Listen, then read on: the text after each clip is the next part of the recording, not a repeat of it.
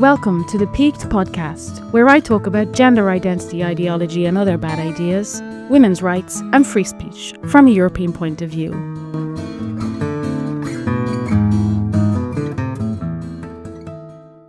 Hi, everybody. I'm here this morning with Suzy. Suzy is from Belgium, and I've been trying desperately to get somebody to talk to me about the situation in Belgium because, in my non-Belgian opinion, the situation is quite interesting and a little bit wild. And I think what's happened in Belgium with the trans issue is quite indicative of Belgian culture. And so I wanted a bona fide Belgian to come and talk to me about it. And I found Suzy. Good morning, Suzy. Good morning, Róisín. How are you doing today? Well, I'm kind of tired, but I'll do my best. Thank you for talking to me. It's a bit of a weird place, I have to say. I've been here for 20 years, more or less.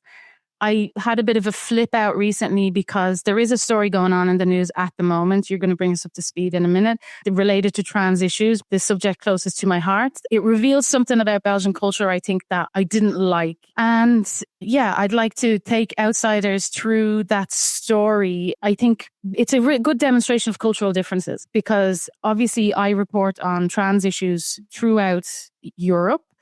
And I'm very familiar with this lay of the land in Ireland. I'm very familiar in the UK as a speaker of English. I'm very familiar with the situation in Belgium, also France, Netherlands, and a few other places. We can say for sure that the imposition of transgender ideology was very top down.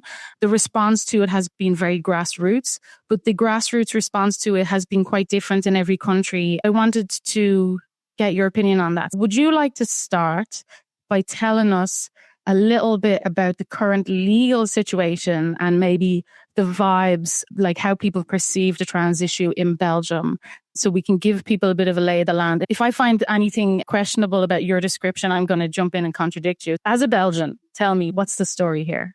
So this was a minor issue up till about 20 years ago. I first noticed it around 2010. I guess. But by then we already had a first law, a law concerning transsexuals. It was named like that, a transsexual law. But it's ground zero for all the issues because it permitted Belgians to legally change their sex on their birth certificate and on their ID. Now, there were some conditions to do this, like a medical transition. So it didn't generate many waves because it was only applicable to a very small minority of people. And that was what year, Suzy? This was in 2007, this first transsexual law. It was a proposal by Hilde Voutmans, and it was accepted without the public noticing. But this generated all the implications later on. And so that had some medical requirements. It had some medical requirements. People who want to legally change their sex, they couldn't be fertile anymore. So it had no implications on their children because they couldn't get any children anymore. And you had also to complete physical transition. Now, these were, I just want to make clear, I don't harbor any hostility or negativity towards transsexual people. Standard turf disclaimer. It's true. It's true. I know you a bit, yeah. I know you don't mean anyone any harm. Don't worry. No, and I also don't want to forbid adults who pay for the procedure themselves. I don't want to inhibit anyone from taking the procedure, you know, this. Mm-hmm. Well, this is a very Belgian attitude. This is extremely laissez-faire. And, you know, I do find it difficult to make arguments against somebody removing or adding on body parts, I guess. But do you agree with the general turf line that we shouldn't teach kids that this is an option or a possibility? Or what's your position on that? Of course, this is a totally different issue because adults they have bodily autonomy. They are legally responsible for their own actions. And I think I wanted it treated like elective surgery like you go to a plastic surgeon if you want to make changes to your body. I think adults have the freedom to do so. But no procedure, no matter what, it can't change your sex. So the medical requirements in the transsexual law of 2007, it didn't make any sense because people can't change sex no matter what. Mm-hmm. So they shouldn't be permitted to legally change their sex because this has implication in other laws specific for women and Very reasonable. Yes. negative. Yeah.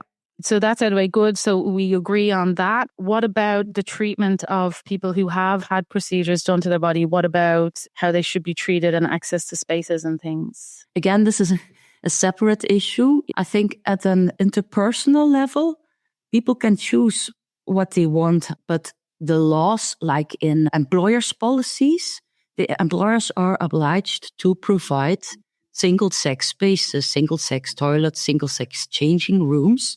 And in my opinion, sex means sex, not gender. So I want to defend third spaces because I think privacy really is an issue also for transsexual and transgender people. But you can't get access to the changing rooms, the private spaces of the opposite sex based on a gender identity. This doesn't make sense. Do you find that your view on this is more turfy than the people around you? Because I find that, like, speaking to Belgian people about this, first of all, they can't fathom what the problem would be because nobody can fathom in any country, in any culture, nobody can fathom really unless, I mean, some of us gifted few figure it out very quickly why it's a problem to let people lie about their sex.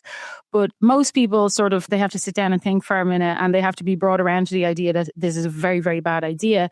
So a lot of people are uninitiated. But in Belgium, I get the impression that the default mode is this openness or libertarianism, I guess. Mm-hmm. It's not really about openness. It's more about like everybody should have the right to do what they want to do.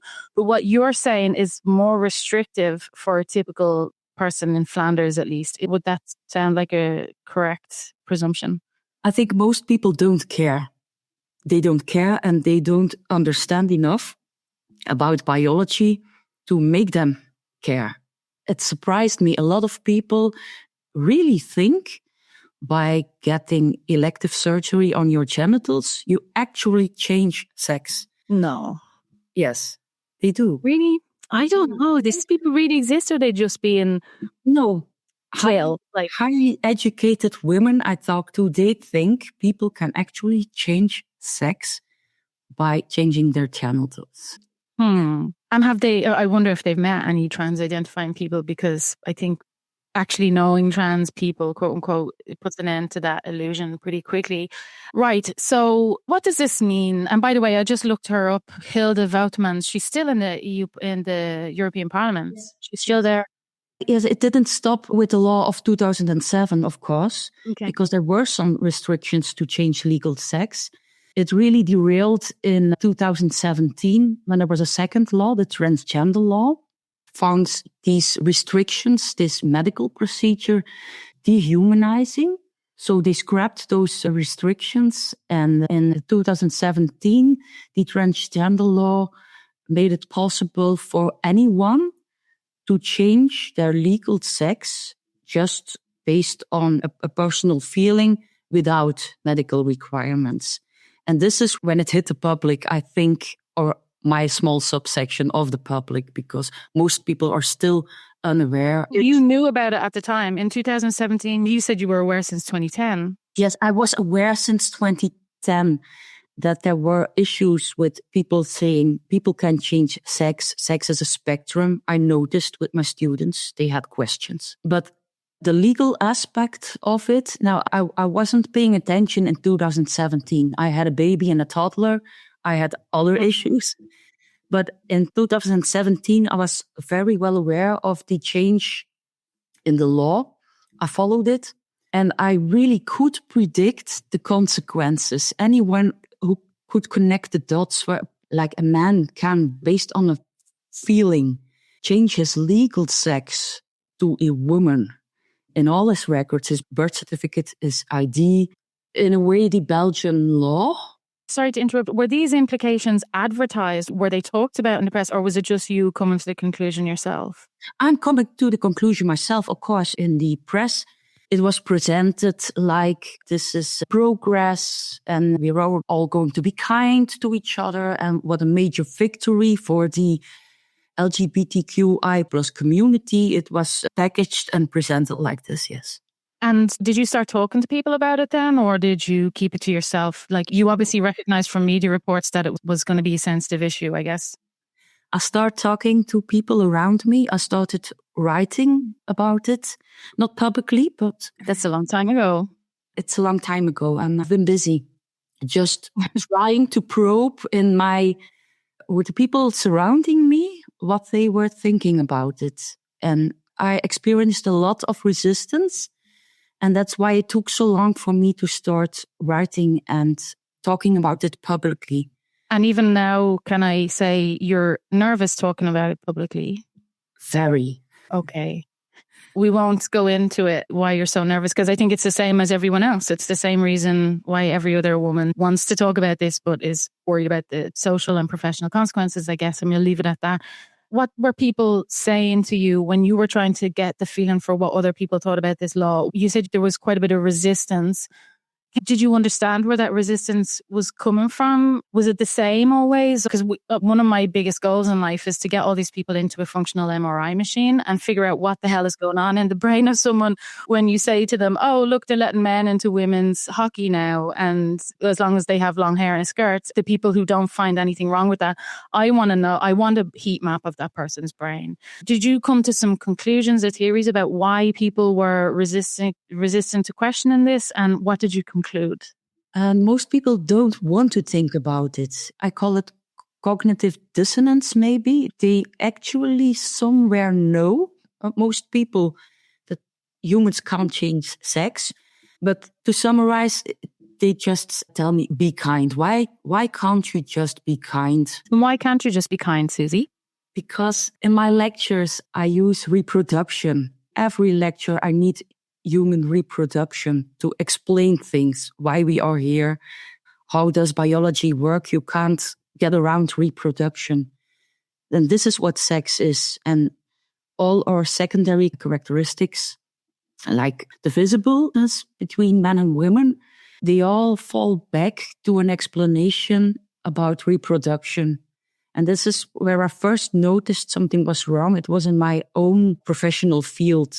It's strange how societal idea pathogens trace their way back into biology, into science. And that really, really bothered me. I took a stand. Your mind is too scientific to let this one fly. But what about the people around you who you considered also smart and science and evidence-based, or, you know, people who know about biology? I'm not talking about like anything in any sphere of your life or whatever, but in general, what conclusions did you come to when you knew other science-minded people like I do who were #be kind? Well, I thought they were just plain wrong. They think I'm not nice. They judge me morally. I judge them factually. I think this is the difference. But can't we judge? Feelings, yes.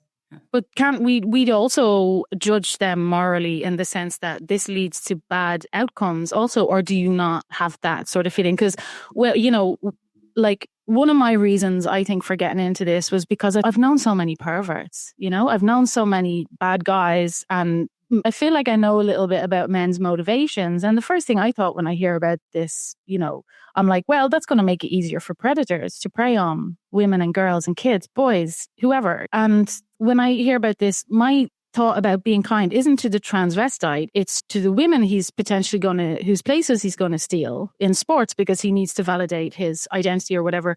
I'm judging people morally, like, and I suppose that's why you don't feel that way. You don't judge people.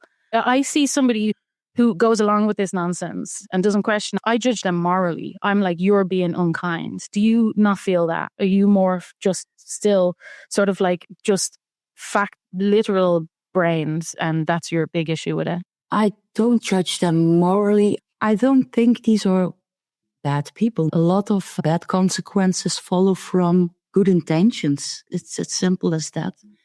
They just haven't thought things through. But then you want to deal with consequences. But we tell them. We say, you know what? You know, if like I made a realization recently. I think I tweeted about it, that in a country like Ireland that only has one women's prison, or in a country like Malta that only has one women's prison, if you go to prison, you're going to be in the same prison with the man who raped you, because there's only one women's prison. In Belgium, we can maybe get into that later, there are a few different wings. There's only one, I think, main women's prison, but there's prisons with women's wings. So, I mean, there's a chance that your rapist might go somewhere else. But in like very small countries like Cyprus and everywhere, that's cruel. And then you say, okay, I'm not arguing with you, by the way. I'm just arguing with a hypothetical person in my head. And you're saying, well, they don't know about it, but we tell them. And then you say, I'm going to tell this person about the really bad outcomes, and then they're going to change their mind. And then they don't. Like, what's going on there? It's preferred ignorance. They don't want to think the consequences through. It's the task of the government. I don't think it's up to individual people to. Right. Yes. So you think if the law was different, people would be less likely to go along with it? Of course, it's because the law sanctions it. Yes. It's more than that. It's like 20 years ago, I would have used preferred pronouns to address a so-called trans woman. Mm-hmm. I don't anymore. Why? Because it's very hard to make a case defending women's rights when you call a man. Right. And I would have kind of evolved on a slippery slope from, would you please, in personal interactions, address me as a woman? Would you please pretend I am a woman? And then it got baked into law. You have to pretend this is a woman. And not only in personal interactions, but everywhere, in sports, in women's prisons, in women's change rooms.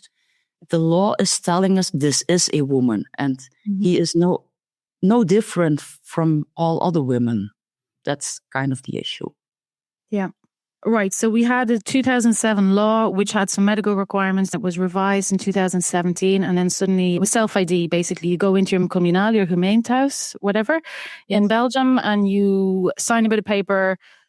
There used to be, when I came across this topic, you used to have to wait 3 days, and now it's one and done, as far as I know. I don't know if it changes from Flanders to Wallonia. For people who don't know, Belgium is split into 2 or 3 or 4, depending on how deep you want to get into it. The north part is Dutch, and they're called Flemish people, and in the south they're Walloons, and it's French speaking, and they're basically 2 different countries in one little landmass with a common external border, as far as I can tell. There's a little German part also in the east, and then there's Brussels, which is kind of an island stuck in the middle of Flanders. And yeah, everyone has got their own government, and then every commune, it's split into shitloads of smaller communes, and they all have their own government. So it's very complicated politically.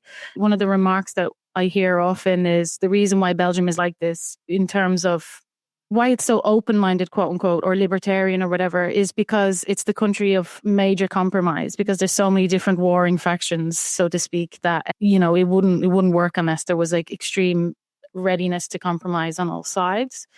But I think that's a nice way to put it. But I also think, like, to come back to something you said earlier, is that people don't care. There is as an Irish person who everyone is deeply invested in everybody else's life.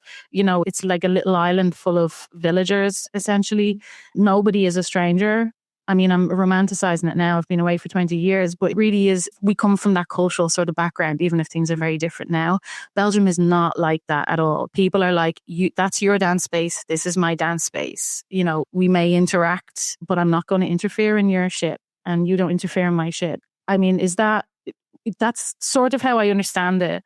I don't know what you think about that, but I also have a comment on Flemish culture that I think about the situation here. I thought that Flemish people wouldn't go along with this because of the sort of very, very rational, sort of science-minded, evidence-based culture that Flanders is. That's my impression of Flanders and Flemish people. Very Germanic, despite this old Catholic background, like Irish people, and in contrast to Dutch people, but very sort of rational, yeah, and reason-based. And, you know, Flemish people are like thinkers, good. I don't know, but they're also maybe very conformist and very libertarian. So it's like this weird combination of things. So rather than saying, oh no, but this is bullshit, and like exactly what you just said, this doesn't make any sense and everything comes down to sex and this is going to have terrible consequences. Instead of reaching that conclusion, I find that Flemish people have gone to this, you do your own thing, I don't care side of it. And that sort of freaked me out because I thought, oh God, even the Flemish are willing to overlook such an enormous, lie, how is this possible? Is the social pressure so strong that people are willing to go along with it?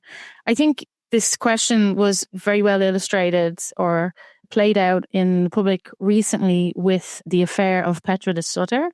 Would you like to... He's a man who has a similar background to you professionally, as in thematically. He's a gynecologist. Would you like to tell us about who Petra de Sutter is? Feel free to use pronouns or not use pronouns, whatever you like. And then we can talk about the recent scandal in the press. Oh, okay. If you're too worried to talk about it openly because of potential repercussions, don't worry, I'll tell the story if you want. Oh, well, maybe you start. Accommodations. Right. So from my point of view, Petra de Sutter is a man. He lived most of his life. I don't know if he has any kids. He's married to a woman anyway. Does he have kids? Yes. Okay. So he's a very typical autogynephilic story. He's definitely not a gay man, but he was obviously, probably spent his 20s, 30s, whatever, cross-dressing, and then decided at some point around 2010-ish, around 2014, did he come out publicly as a public transvestite or whatever we're going to call it. Much earlier. Much earlier. Yes. What year? I don't know. But it was early 2000s or before that? Oh, I think he was about 40. Right, but he's 60 now, is he? So it must have been early 2000s. But yeah, he's married to a woman. He's Flemish. His name is Paul. There's a photo of him floating around the internet I've seen when he was still Paul. And he was definitely at least late 30s in that photo, wearing a check shirt. Maybe you've seen the photo. But it's very difficult to get any information about him from the before times. So he's done a good job of covering it up. Paul de Sutter is a very public personality. He's a gynecologist, so he worked in gynecology for a long time. I might say some things now, Suzy, that you find objectionable, and I just want to be clear that these are my opinions and not yours, and these are my words, and don't reflect anything about how you feel about Petra Paul de Sutter. Well, because I don't agree with everything you say. Yes, right. Well, you can tell me if you feel like talking about what you don't agree with. So he's a gynecologist. He seems to be very hungry for publicity. Like, he just really loves to be in the public eye. He got to be head of gynecology in his department, a very smart man. Fertility is his thing. He's talked a lot about things like surrogacy and freezing ovocytes, whatever, freezing up the gear for trans people so they can have babies later by surrogate or by IVF or whatever. So this is sort of his domain. But he went off and got a job as a member of the European Parliament. I don't know if my timeline is right here. He did that for a few years. Then he was the vice or the deputy prime minister of Belgium. He was in charge of, I think, the civil service and research and innovation. There was a mini scandal where he handled some post office issues and had post office staff on his staff, and it was a bit of a conflict of interest or whatever. He had some minor scandals. But this is a man who is very much in the public eye. He wears what looks like a bad wig. He just looks like a man in a wig. He's a big, stocky bloke, breast implants, whatever, or estrogen boobies, whatever it is that he has. Like, he's just a typical autogynephilic looking man, as far as I can tell. He did a TED Talk a few years ago that freaked out a lot of people because he was talking about, isn't it going to be great one day we're going to use stem cells or we're going to use whatever to create motherless babies, basically create the sperm and the ova from the cells of two men, for example. So he's into all this stuff. He's into all this sort of, I suppose some people might call it transhumanism, but like reproductive technology, to give it its general term. He's into reproductive technology. He's a member of the Green Party. So he's all about that progressive everything bullshit. Do you want to take over here where we talk about what he did after he left the Belgian government? He became dean of the University of Ghent. That's his university where he was head of gynecology. Yes. And there were some issues. First, in an interview, I think it was around the dean change, I think, There were issues in an interview with a journalist about academic freedom and freedom of opinion about Gaza. And then Petra de Sutter, I will say Petra, by the way, then Petra de Sutter claimed the journalist mispresented what was said and lied about it to the board of the university. And did he say that we can't call it, our position is that it's a genocide or something like that? Can you tell us a bit about what it was, just to illustrate? Even when you want to research if it was a genocide, it wouldn't be compatible with academic values. Sorry, let me rephrase that to be clear, because I think it's actually quite central to the story of this man's trajectory. But he said that it's not a suitable topic to question whether or not there was a genocide, because that's against academic values. Was he saying that's against academic values of Ghent University in particular, or in general, or what was he referring to? Oh, I don't know the specific, but it was in an interview. And the main issue was you can't question this. You can't even research this. That's a big problem and people freaked out. So who freaked out about that, and what was the reaction to that?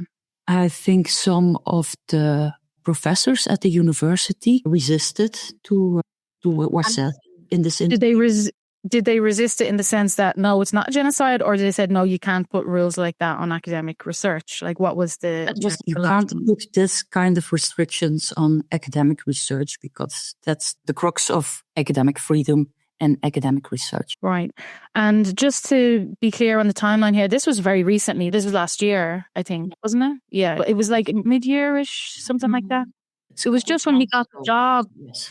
Right. And so the system in Ghent University is that in order to have gender parity, there has to be each time a pair who get the job, the rector, the dean, and the vice dean, or the deputy dean, or whatever the wording is. And it has to be a male-female pair in order to have parity. So he took the female role, shall we say. Yes. He took the female role in that pair. So we can say he took a woman's job, essentially.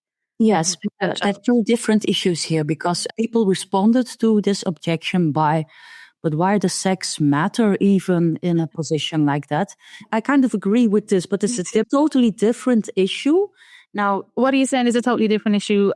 Like, to mix those two things up? The discussion about women's quota is a different discussion.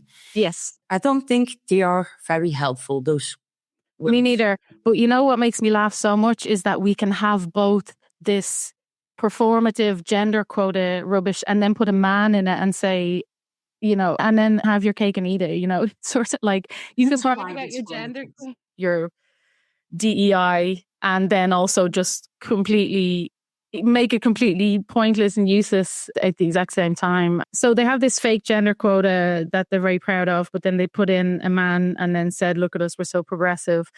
That was when he got the job, and he was very proud, and he did all these speeches, and people outside of Belgium might find this insane, but this man is a very public figure.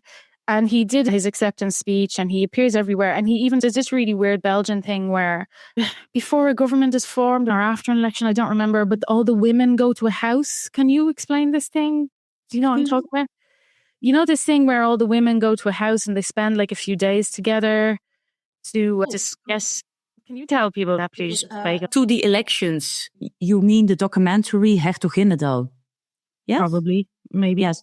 Because some prominent women politicians from every party gathered there with journalists. Are you talking about this situation? They stay together in a house for a few days. And they live together.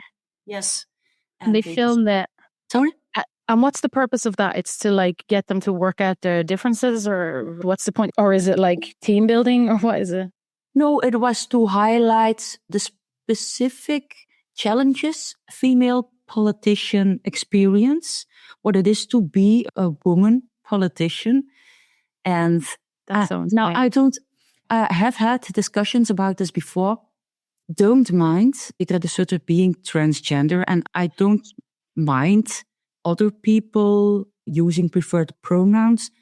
I just think it's totally wrong, the journalist, to cast Petra de Sutter in this program, because the journalist requires everyone, the public, to brainlessly accept this is a woman. And there is a big difference between being polite, telling a white lie, and requiring your public to accept someone as a woman who isn't. So I think it says a lot about him also that he would accept this casting, that he would take the place of a woman and go into a house and pretends to have had the experience of a woman and all that stuff. And I mean, it's like the quotas thing. Like, get rid of the entire thing if you're not going to do it right. You know, what's the saying? Piss on me and tell me it's raining, you know?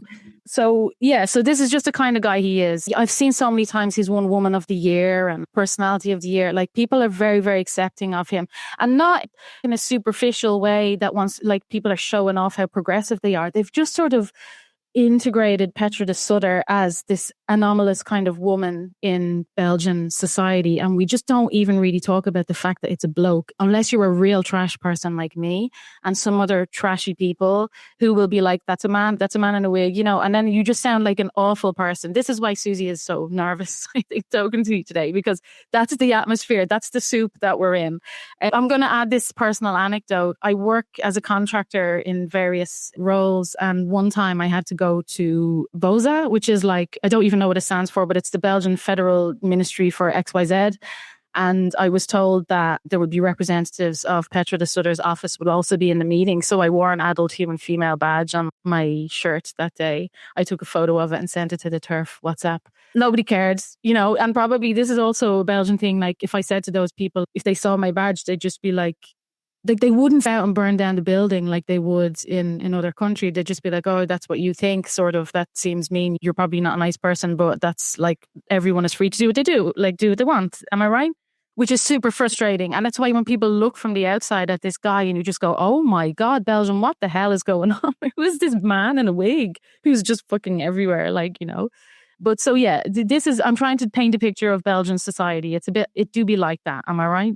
Yes, nobody wants to be the little boy who points out the emperor wears no clothes. Like an annoying. It's very frustrating being a TERF in this country because it's so deep culturally and legally and in schools, etc. I've written about this so many times, but it mentions gender identity and gender identities like 150, 160 times in the curriculum guidelines for my kids' school. So I put my elder son in a Catholic school for this reason. And one of the first days, he said his titulaire, his teacher, his main teacher, said something about, can't remember what the context was, but she said, yeah, but they're putting men in women's sports now. And my son came home to me and said, Mom, my titulaire is a TERF. And I was like, oh, thank God, I made the right decision. And then my other friends who put their kids in the woke schools, because the non-Catholic schools, there's much more chance that they'll be woke. They're like, oh my God, I've seen some horrific stuff. Like on the first day, one of my friend's kids was asked pronouns. The teacher did pronouns going around the class, like for the, you know, little 12-year-olds. This is just obscene. And then, yeah, other things like they'll do woke teacher in theatre will come in and do a play that has like, you know, the discussion about like why you're a monster if you don't like missex people and all that stuff. So yeah, the country is fairly captured. So that was the first scandal. The first scandal was something to do with hiring people, conflicts of interest when he was in politics. And then the next one was about saying you can't question whether or not this is a genocide or not. And I'm bringing up these scandals just because I think it helps illustrate what kind of person he is. And then the third one was the big one. So the third one was about his acceptance speech. What did he do, Suzy? So the speech was partly, I think, written by AI, and the AI generated some hallucinated quotes by famous people.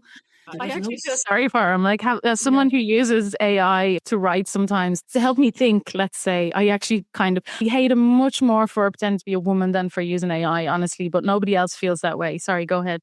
No, when I use AI, it's to look something up, to translate something. But exactly. And verify the sources, and I never write with AI. I think writing is thinking, and I don't want to outsource my thinking. So maybe my sentences aren't perfect, but they are mine. They are actually mine. Everything I write, written by me. I don't outsource my thinking. And this, especially in an acceptance speech for a dean of a university, It's so bad. Not to check sources, I think it's unforgivable. But do they have an official policy about it? Because there was some about that as well. The fact that he's actually forbidden people from using AI himself, or what was that about? Well, students are penalized if they would do what the dean did. So, my God. Yes. So there were 3 quotes. It's just funny. The details are kind of funny. I only know one of the people, Albert Einstein, and he said the only one I know is like, dogma is the enemy of progress. Yeah. And then the other 2, who were they and what were the quotes? Do you remember? I don't know by heart. I'm sorry. But so 2 other people I never heard of. Presumably I wonder what the prompt was. Interesting to think about.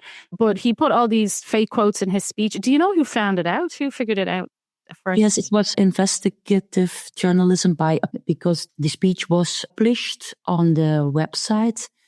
And then some professors alerted the management that these quotes, they didn't make sense. And then they adapted the transcript from the speech. Oh, even worse. With a disclaimer. And then there came some excuses, but they weren't excuses. Maybe they were trying to cover it up. Like people who were talking about this in Belgian Twitter and online and in the news and stuff, for me, it's an exact like copy paste of him pretending to be a woman. He's just a massive faker. That's my opinion. Disclaimer. Suzy doesn't think this is me. No, I don't hold it. Frederick de Sutter is a massive faker. And the fact that he lied in an acceptance speech will be no surprise to anybody who studies autogynephilic narcissistic male behavior. Go check out my Substack, my newsletter, where I talk about my observation of these men, thousands of these men in their private groups and what they think and how they view themselves and how they view other people. Everyone else is just a tool for their validation. So this guy, I mean, he's reached a pinnacle he's just keeps winning, doing the best and reaching the top of everything. His career is just like so great and everyone loves and accepts him. And then he just does this absolutely bizarre thing and then tries to trick everyone into thinking like, oh no, the lying never ends, the trickery never ends. And then he just disappeared for a week. And then everyone went mental about it online. And then he came back. And then what did he say when he came back, when he showed up again? He told another lie. This lie, what did he say? Oh, what are you referring to here? What did he say when he first made his public comment after disappearing for a few days? Because wasn't it like this Inge, I'm going to put her link in the show notes, Inge online, she kept saying, where is Petra? Where is Petra? Because he disappeared, like he was gone for a few days and everyone was waiting for him to come out of the shadows and say something about the scandal. And when he came back out of the shadows, he told a complete other lie. Do you remember what it was? No, I don't. He said something like, I was hoping you knew exactly what it was, but he said something like, AI doesn't allow you... Yes, allow literary quotes. That was the first part of the conversation. If you would like to hear the rest, you can go to peaked.substack.com to hear more. You do that by taking out a paid subscription, which helps me to continue this work and to quit my day job so I can do more of it. Thank you very much. Peaked.substack.com.